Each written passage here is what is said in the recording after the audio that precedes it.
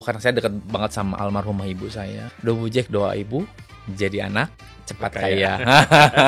Orang tua saya mungkin bantu saya terus, semuanya segalanya dipermudah sampai detik ini. Jadi berapa banyak orang yang dikaryakan oleh Dobujek nih? Sekarang ya.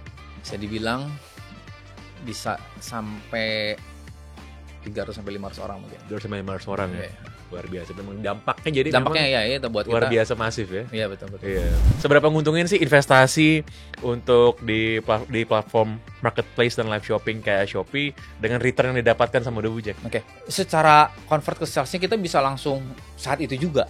Nah itu yang buat kita jadi gimana caranya kita gede-gedean invest di Shopee ini, entah dari stok lah, entah dari iklan kah. Saya ngelihat komunitas bola, pencinta bola, penggemar bola itu kan gede banget ya gitu. Nah kita mulai masuklah ke sana. Saya 2020 pandemi Maret kena itu produksi udah sangat banyak bang gitu. Gimana nih saya bilang barang kemana ini, barang sebanyak ini gitu ya. Mulailah buka, ya itu tadi online ya. Kita buka penetrasi beberapa toko apa segala macam, toko online segala macam.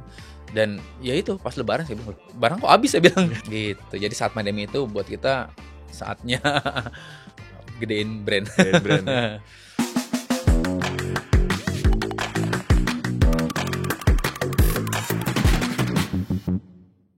Kang Deli Fitriansyah, selamat datang di Asumsi Segelas. Thank you loh udah datang ke kantor kita ngobrol-ngobrol. Sama-sama. Ini adalah sosok di balik brand fashion Dobujek. Dobujek. Dan Kang Deli ini lu pemain bola kan? Dulu pemain bola. Pemain muda di Persib. Dulu. Sampai level apa, Kang? Dulu sampai level di Haornas. Mau ke Suratin U23 sampai seleksi di ke 23 orang baru cut. Jadi sampai level U23 tuh ya? U23. Berarti tinggal satu step lagi dong masuk ke senior tuh ya?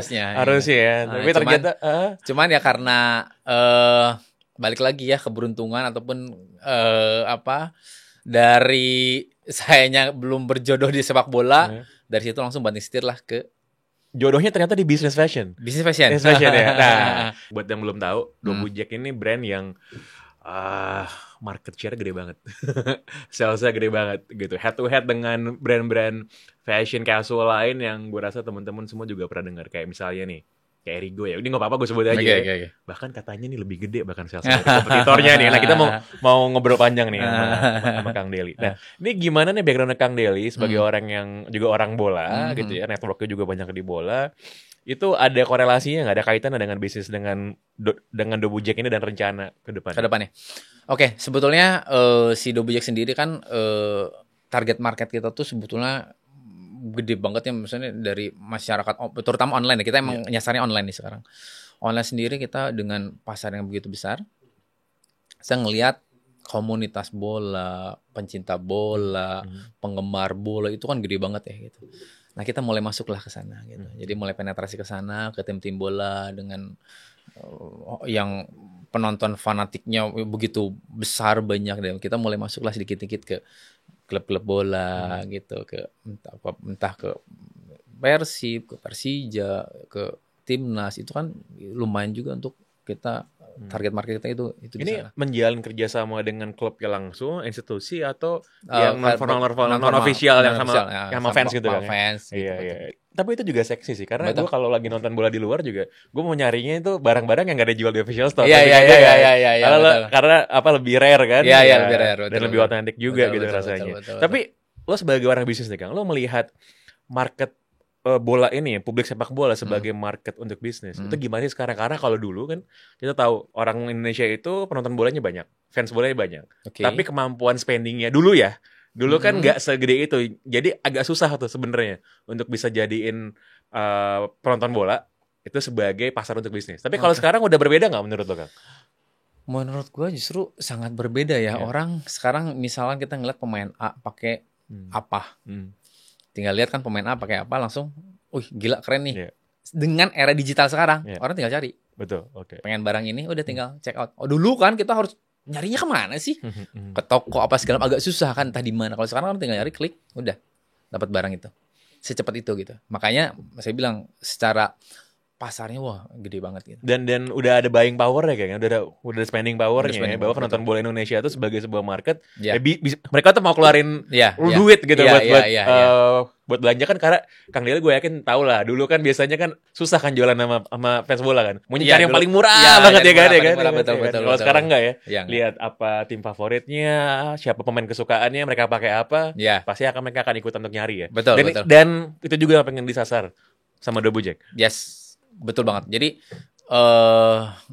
balik lagi, target market kita untuk kelas middle itu sangat besar. Jadi disitulah kita terus sasar, terus orang buat repeat order segala macam itu oke banget sih. Gue mau nanya dari sini Kang, ini kan persaingan brand fashion ini, apalagi lokal ini kan ketat banget ya. Okay. Ya dari segi stylingnya, pricingnya gitu. Gimana sih Kang Deli menggambarkan nih persaingan Dobujek dengan brand-brand lainnya, dan positioningnya gimana sih dibandingkan dengan para kompetitornya? Kalau si Dobujek sendiri sebetulnya gue mundur ke belakang, mungkin dulu kan kita main di offline ya, terus kita penetrasi ke online. Ketika pasar online itu buat gue yang tadi, online tuh pasar yang sangat seksi, pasar yang sangat gede banget lah online itu, apalagi di kita ya dengan market yang lumayan luas. Dengan kompetitor kita segala macam, saya ngelihatnya justru ada beberapa brand yang ya maksudnya kayak kita jual mungkin ada agak di bawah apa segala macam, kita tetap harga mungkin tetap kompetitif tapi mungkin agak di atas. Tapi poin kita yang sekarang turning point yang paling kita fokusin sebetulnya lebih di karena marketplace ataupun online itu identik dengan ads ya. Iklan. Nah, kita emang gedenya di iklan, di ads. Ads itu yang kita benar-benar garap terus, olah terus. Jadi di situ yang mungkin orang masih belum yang ads itu ternyata sangat berdampak dengan sales. Secara branding kita jalan gitu, cuman brandingnya emang nggak yang terlalu over gitu ya, kita jalan aja lah branding jalan. Tapi secara ads-nya kita emang agak besar di sisi ads-nya. Lebih fokusnya di ads karena itu bisa langsung di-convert jadi sales gitu ya. Soalnya kan ada juga kalau brand fashion lain tuh yang memang placement di mana-mana gitu ya. Bahkan, tapi kan kita ujung-ujungnya tetap di sales kan. Betul kan, masang billboard di luar negeri gitu ya. Tapi kalau Dobujek memang kencangnya di ads karena itu akan langsung leading ke sales. Itu kelihatan langsung conversionnya gitu Kang ya. Langsung kelihatan conversionnya. Iya.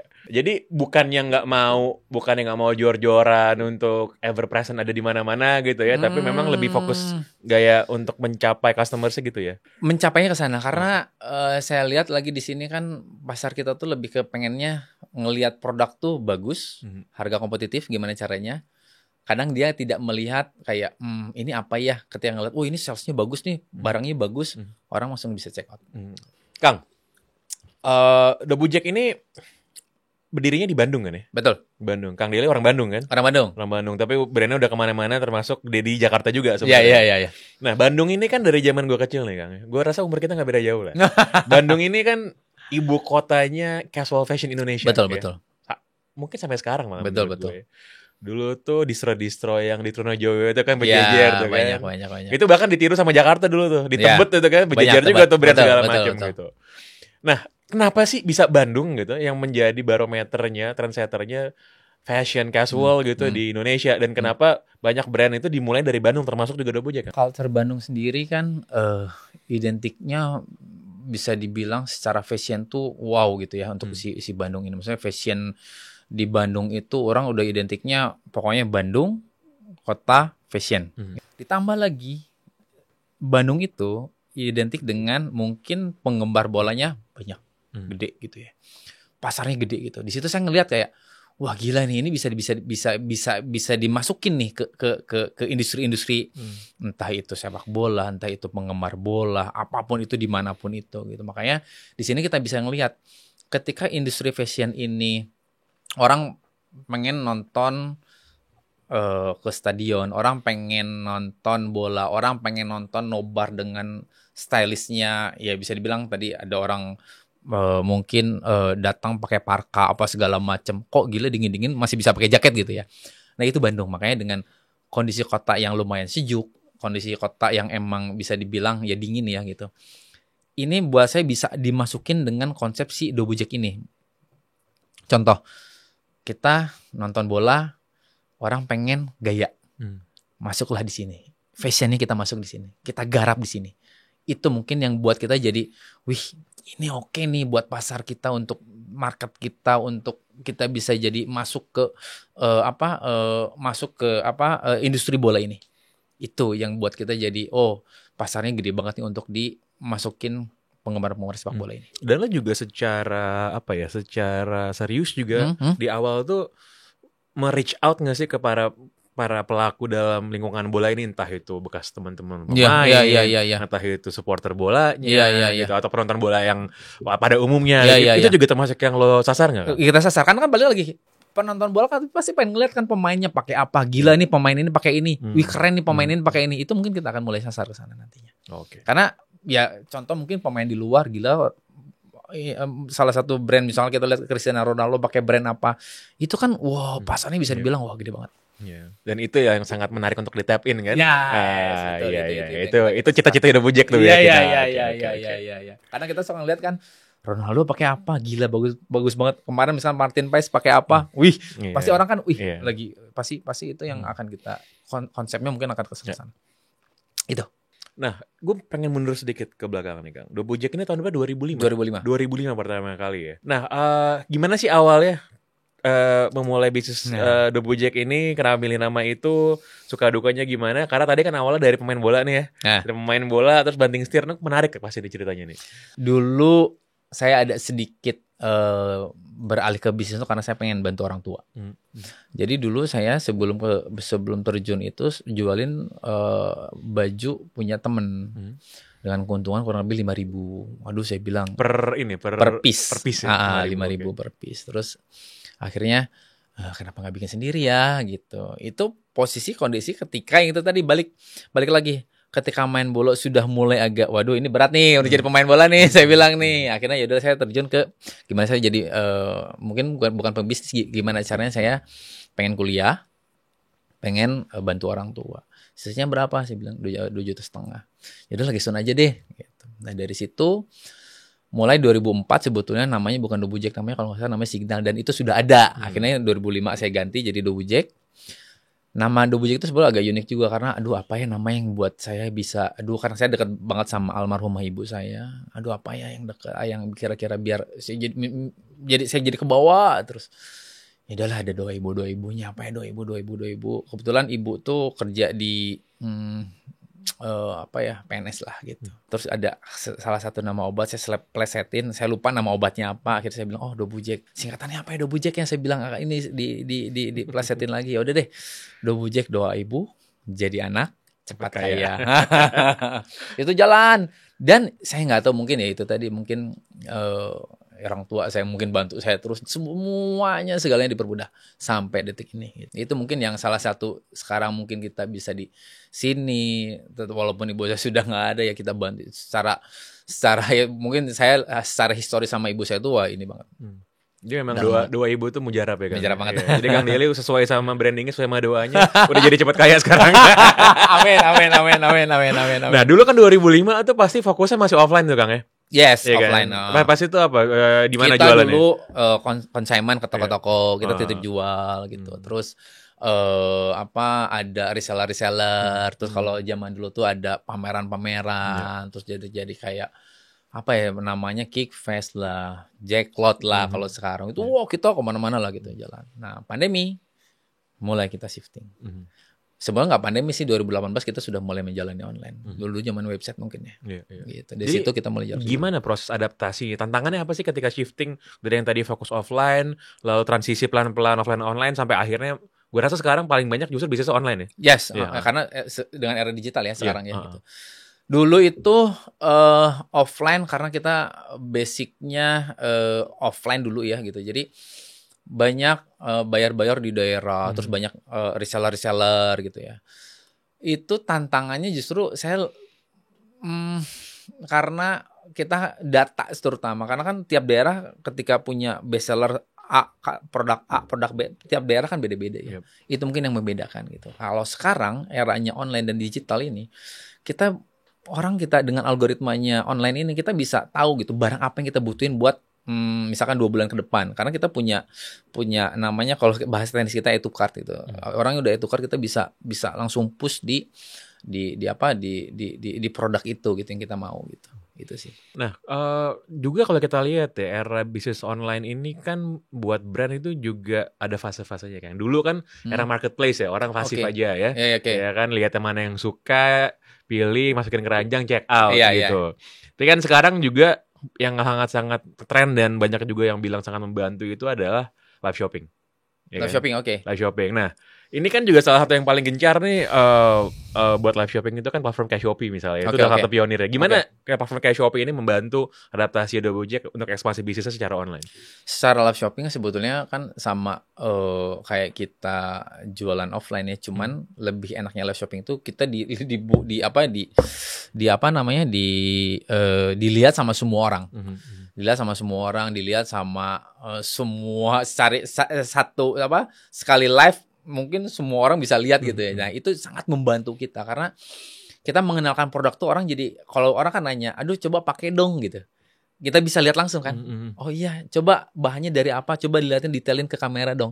Itu sangat membantu sih live shopping itu. Jadi kontribusinya bisa buat saya bisa lumayan 20 sampai 30%. 20 sampai 30% itu dari live shopping ya? Sangat membantu. Ya, dulu kita ngelihat kok emang ada orang yang mau belanja di live shopping gitu. Ternyata banyak banget Ternyata banyak banget sekarang ya. Kita kaget juga sih lihatnya.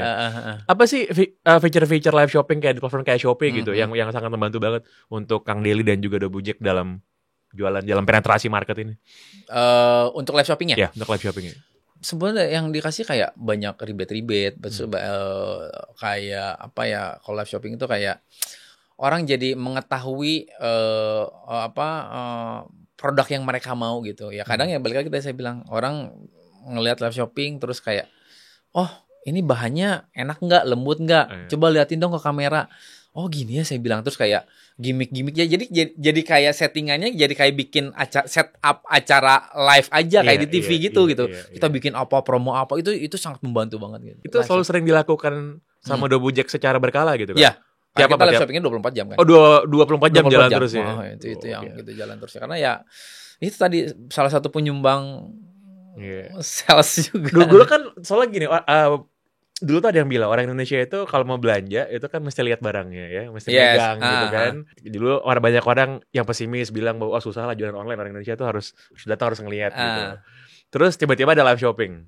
Live shopping kan juga nggak actually megang barang ya, tapi orang lain yang megangin gitu. Iya. Ternyata tuh udah cukup ya buat bikin orang tertarik buat beli ya. Ya karena kan sekarang ada mungkin kalau sistem sekarang kan ada namanya mungkin COD gitu ya. Iya, COD ya. COD orang nggak jadi beli atau segala macam bisa cancel, mungkin segala macam mungkin ya. Saya nggak tahu ya. Bisa ada kayak gitu. Tapi buat saya online ini tuh sangat membantu orang-orang yang di luar sana pengen dapetin produk kita gitu.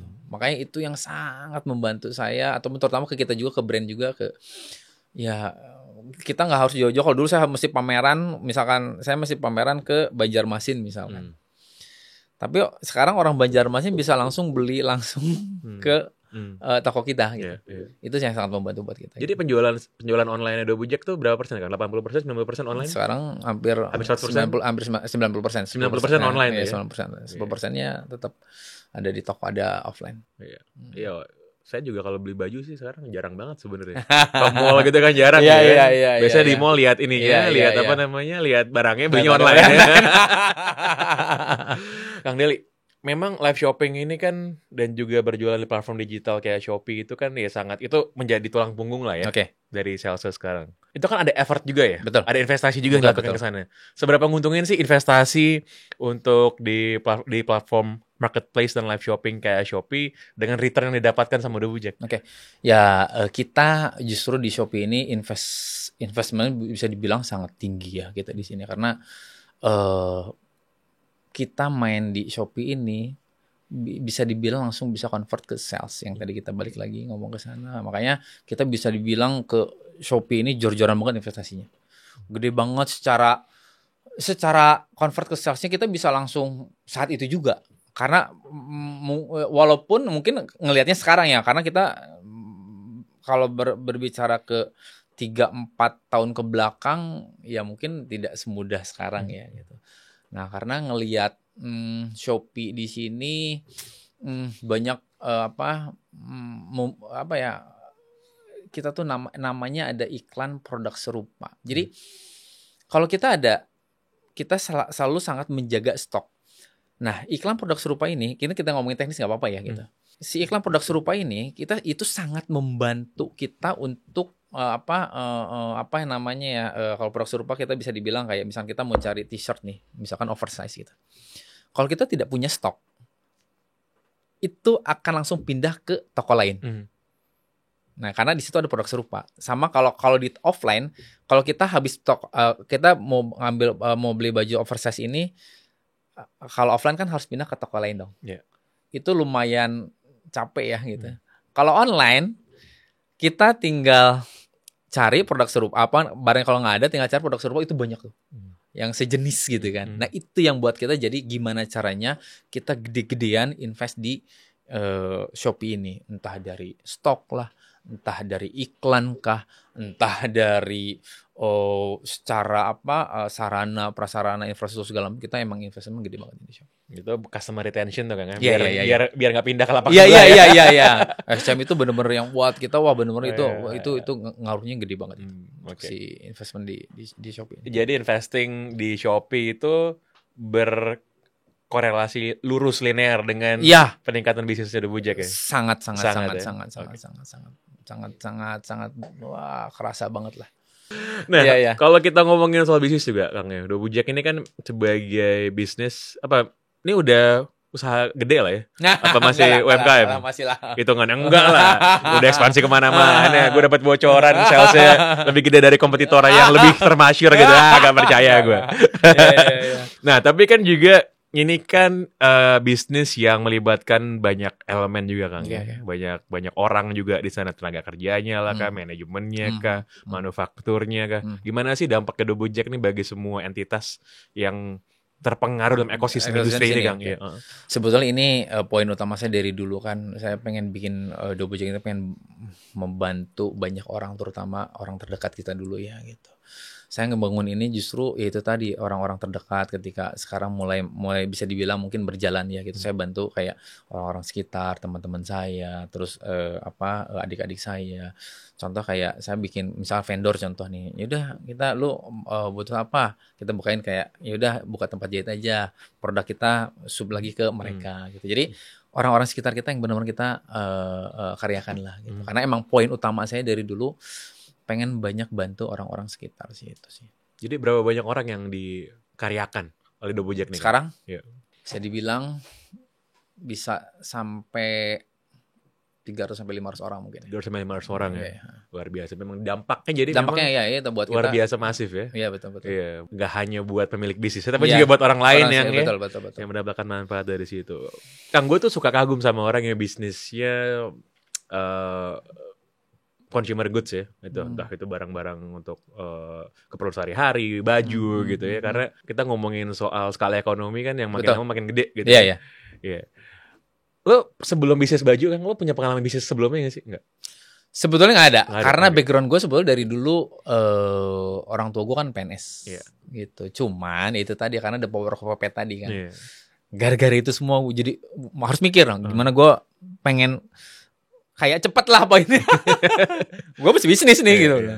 Walaupun tanpa ada background, cuman ya gimana caranya gue terus poinnya konsistensi kalau gue lihat ya. Apa pelajaran yang berharga di awal-awal merintis karir lo nih ya sebagai seorang pebisnis fashion yang mungkin lo dulu kaget-kaget gitu lihatnya kan, sekarang lihat ke belakang mungkin lucu juga ya dulu gue belajarnya kayak gitu. Dulu gue bego kali ya bisnis gitu ya. Sekarang apa kira-kira yang bisa lo share sama teman-teman yang nonton? Jadi dulu saya tuh sebetulnya sama sekali tidak punya kenalan orang ataupun role model atau siapa di sini. Gue nggak tahu siapa.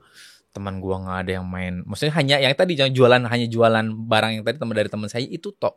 Sisanya gue nggak punya kenalan kayak saya mau jualan baju di mana, titik konsinyasi di mana, buka toko gimana, cara jualan gimana, bisnisnya gimana, saya nggak tahu. Tapi balik lagi kita bilang ketika ya itu kemauan, ketika kita berjalan dibukain aja jalannya bang. Jadi contoh kayak saya mau cari toko, titip jual ke toko. Oh ini bisa nggak titip jual? Oh boleh. Dan ini temannya siapa? Nggak ada temannya siapa. Saya cuma kenal doang gitu. Cuma kenalan di situ terus kayak ke vendor. Ini boleh nggak bikin segini dulu? oh aduh gimana ya, tapi ya udahlah dicoba dulu ya gitu-gitu loh. Jadi emang kita carinya, terutama saya carinya emang sendiri aja gitu, nggak ada sama sekali teman-teman yang kenal di dunia fashion ini gitu. Jadi sebetulnya balik lagi, kalau dipikir kalau lucu ya gue pikir nekat banget nih kamu ngelakuin bisnis ini, karena sama sekali nggak terjun tuh, bener-bener nggak ada teman sama sekali. Ini siapa ini kanan kiri semua, karena tanggung jebur ya udah mau nggak mau gitu. Dan dari dulu nggak, saya belum pernah pindah ya bisnis ya. Ini aja gitu terus ya. Nggak pernah pivot kalau kata orang zaman belum. Karena PR-gue itu masih banyak sampai sekarang, PR-nya masih banyak gitu. Apa sih Kang titik paling rendah mungkin ketika merintis bisnis ini ya, yang mungkin dari situlah bounce back makin melesat lagi. Karena gue yakin orang kalau ngomongin bisnis, orang cuma ngomongin yang seru-serunya aja kan. Padahal pelajaran paling besar itu kan ketika sedang ada di bawah gitu kan. Iya. Banyak sih kalau ketika kita ada di bawah apa segala macam. Mungkin dari teman-teman semua pun, teman-teman saya banyak ya. Cuman lebih ke mental sih. Jadi ketika kita di bawah, saya ada poin-poin yang kayak kena tipu lah, terus kayak nggak dibayar lah, terus itu sering sekali sampai yang harus saya bayar ya. Dulu kan sempat saya nyicil juga gitu ya, nggak bisa bayar cicilan. Tapi baliknya ke mental sih. Di situ sih yang buat gua, karena kadang orang kayak aduh berat ya ternyata, aduh ya balik lagi ya semua apapun, mau kita bekerja, mau kita bisnis, mau kita profesional apa segala, balik lagi ke mental ya. Kalau kita nggak punya mental yang kuat ya udah nggak bisa. Apa Kang titik di mana ke dalam perjalanan Dobujek ini pasti kan bisnis itu ada inflection point ya, tiba-tiba naiknya tuh drastis banget gitu. Dan itulah titik di mana lo ngerasa bisnis gue udah take off nih. Oke. Apa justru saat pandemi. Justru saat pandemi. Kita ngelihatnya saat pandemi. Pandemi orang diharuskan nggak bisa keluar rumah.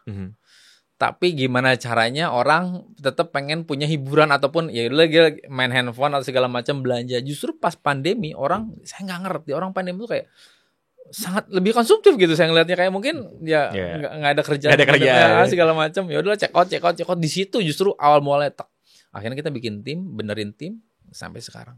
Itu saat take off-nya kita. Iya, dan itu berarti belanja online itu kan? Pas online ya. Gitu. Itu pandemi itu memang ini ya agak lucu juga karena orang belanja kan. Nggak bisa dipakai keluar juga padahal barangnya. Iya sebetulnya kan. Sebetulnya itu. Saya nggak ngerti karena dulu tuh kan pandemi kita kalau nggak salah pas mau lebaran saya 2020 pandemi Maret kena itu produksi udah sangat banyak bang gitu. Gimana nih saya bilang barang kemana ini? Barang sebanyak ini gitu ya. Sementara kita udah pameran di mana-mana gitu, kayak udah ada 9 titik kota cancel semua kan gitu. Gimana ini caranya buat jual ini barang? Mulailah buka ya itu tadi online ya. Kita buka penetrasi beberapa toko apa segala macam, toko online segala macam. Dan ya itu pas lebaran saya bilang, loh, barang kok habis, saya bilang. Di situ ini orang gimana belanjanya buat apa kan kita nggak tahu ya. Dari situ kita pede. Kita bikin tim lagi, hire sampai sekarang. Gitu. Jadi saat pandemi itu buat kita saatnya gedein brand. Market positioningnya Dobujek tuh ada di mana sih? Target marketnya yang mana yang mau disasar gitu? Saya lebih ke middle. Target kita ya? Itu yang paling gede soalnya. Paling gede buat saya itu jumlahnya paling gede. Siapapun orang ya itu pasti belanja, pasti beli sih gitu. Range price range berapa sih Kang? Dobujek kalau t-shirt kita 90 ribu sampai 120 ribuan ya. Gitu. Oh itu very affordable sih. Iya, sangat kompetitif, masih kompetitif lah. Sangat kompetitif lah. Gitu. Makanya ya masih oke lah gitu, masih kita bisa bersaing lah di angka itu. Itu masih masuk lah. Dobujek ini pengennya orang ngelihat kalau pakai Dobujek tuh apa sih Kang? Impressionnya apa sih? Ya bangga, keren gitu. Keren. Lebih ke sana sih, lebih ke oh iya keren nih pakai Dobujek. Oh iya enaknya pakai Dobujek. Oh iya nyaman ya pakai Dobujek, lebih ke sana sih. Ini gue juga lagi pakai sih, adem sih. Ntar gue minta lagi jangan cuma satu pokoknya. Siap. Nah, planning ekspansi nih Kang. Dobujek mau ngapain lagi ke depan? Kita rencana mau buka toko mungkin untuk offline kita, karena kan sekarang sudah mulai offline sudah mulai jalan lagi ya gitu. Kita sudah mulai kayak menjajaki kayak toko-toko, sudah mulai kita untuk kedepannya kita akan buka banyak titik toko offline ya. Itu sih target kita kedepannya. Akan ekspansi ke olahraga juga nggak? Ke sports juga nggak? Karena lagi ngintip-ngintip nih. Ya. Semoga ya. Karena dengan kondisi sekarang kayaknya saya ngeliat dengan bukan fashion ya, mungkin lebih ke pola hidup kita kan sekarang kayak entah itu orang lagi lari sekarang apa segala macam, kayaknya lagi boomnya ke sana mungkin. Karena kan banyak brand fashion nih yang gue lihat yang ekspansi juga ke olahraga nih kan, ya kan? Iya. Apalagi Dobujek, foundernya, ownernya bekas pemain bola. ada arah ke sana sih. Ada arah ke sana sih. Cuman ya kita lagi godok juga ini cara mainnya gimana, takutnya salah langkah juga ya betul, gitu. Karena betul. kita lagi coba godok bagusnya gimana. Karena ada beberapa teman pun yang masih ada diskusi juga kayak ini bagus nih kayak gini. Makanya kita lagi coba mendalami sekarang kan. Tapi ke arah sana ada.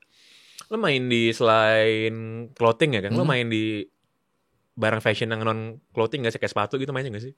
Mungkin sendal, sepatu belum. Oh, sendal ya? Sendal gitu. Kalau sepatu mungkin belum karena developnya agak lumayan sulit ya. Betul sulit. Ya R&D-nya ribet itu. R&D-nya itu. Wah, sepatu R&D-nya waduh. Lumayan lah kalau sepatu. Tapi biasanya kalau udah ke footwear sih tinggal tunggu waktu aja. Amin. Apa cita-cita terbesar lo dan mungkin imajinasi lo yang paling liar Kang soal Dobujek ini ke depan? Kalau liar mungkin enggak ya, cuman lebih cita-cita saya itu balik lagi saya bilang saya pengen bantu banyak orang, lebih ke sana sih. Itu dari awal saya buka ini lebih ke sana sih. Jadi pengen lebih bermanfaat, lebih karena ya saya nggak mau justru saya sendiri doang lah yang maju. Saya pengen dari teman-teman saya juga segala macam. Justru yang keluarga saya pengen yang saya pengen bantu orang-orang terdekat saya untuk jadi ya lebih bermanfaat lah buat mereka semua gitu. Itu sih nggak neko-neko karena ketika kita banyak bantu orang kita semua dimudahkan kok. Jangan nyulitin orang lain, jangan nyusahin orang. Betul. Itu sih sebetulnya. Simpel sebetulnya semua. Banyak juga yang kepo gini Kang. Biasanya seorang pemilik bisnis tuh kehidupan sehari-hari ngapain sih? Hobinya ngapain sih selain kerja? Gue tadi dikasih tahu sebelum mulai syuting nih. Kang Del ini mau lari nih bentar lagi. Hobinya lari, mau maraton ya di luar negeri. Iya. Apa aja hobi lo Kang selain bisnis Kang? Itu lari, sekarang main bola gitu. Itu main bola masih ya? Main bola masih. Masih senang itu main bola sama lari karena lari di sini atau saya tetap harus olahraga ya. Saya nggak mau justru kita cari duit apa segala macam sakit-sakitan itu nggak mau. Tetap lah kita harus fit ya gitu. Tapi ya senang saya lagi senang lari sama main bola sih. Senang lari sama main bola ya. Saya sebagai orang yang suka main bola tapi nggak suka lari. Padahal main bola isi lari. Dari dulu tapi lari Kang? Apa baru-baru aja? Mungkin setahun setengah ya ke belakang. Setahun setengah ya. Ketika, enak ya. Oh kita bisa lari ya. Oh kita bisa lari sendiri ya. Kalau main bola kan saya bilang ngumpulin orang ya tadi. Iya. Harus 22 orang. Oke, enggak. Waduh, saya bilang kalau lari kan tinggal ya udahlah, tinggal jalan. Tinggal pergi gitu. Kayak tadi pagi tinggal pergi aja udahlah gitu. Itu. Nah ini berarti Dobujek juga mau bikin ke arah lari nih ntar kayaknya. Insya Allah. Lagi kita godok semua target marketnya masih oke ini bagus nih segala macam ya. Ada pesan nggak Kang buat teman-teman yang juga beraspirasi untuk jadi entrepreneur ya, untuk jadi pebisnis, termasuk juga yang mau bisnis fashion? Karena gue yakin banyak di luar sana tuh yang pengen usaha tuh. Apa Kang pesannya Kang? Karena sebetulnya simpel, banyak teman-teman di saya banyak teman-teman saya bilang juga teman-teman saya yang waduh kok susah ya, kok berat ya misalnya saya bisnis. Balik lagi saya bilang sebenarnya simpel semua. Kalau saya lebih menekan ke teman-teman konsisten sama mental udah. Ketika konsistennya lu ada di level konsisten, benar-benar lu jalanin akan terbentuk kok nanti juga akan jadi. Ya itu balik lagi ke mental juga. Okay. Saya dari dulu lebih ke sana sih, makanya dari dulu terus aja saya tekunin ini gitu sampai akhirnya tiba-tiba jadi kok gitu. Oke. Kang Deli, terima kasih banyak atas obrolannya, seru banget. Sukses terus untuk Dobujek. Amin. Kita tunggu nanti ekspansi ke berbagai lini bisnis lainnya. Gue yakin sih gak akan stop di sini doang. Amin. Semoga. Thank you Kang ya. Thank you.